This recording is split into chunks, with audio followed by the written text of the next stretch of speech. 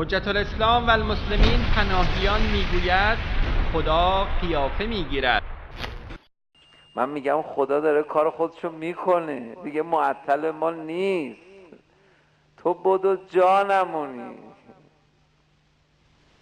خدا یه وقتهایی بخواد کار خودشو انجام بده، یه دفعه برا خوبا هم قیافه میگیره.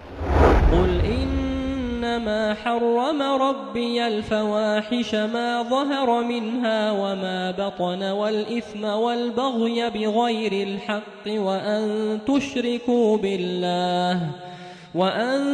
تشركوا بالله ما لم ينزل به سلطانا وأن تقولوا على الله ما لا تعلمون. بگو پروردگارم کارهای زشت چه آشکار و چه پنهانش و گناه و تجاوز ناحق را حرام کرده است و نیز این که چیزی را با الله شریک سازید که دلیلی بر درستی آن نازل نکرده است و این که چیزی را به الله نسبت دهید که نمی‌دانید.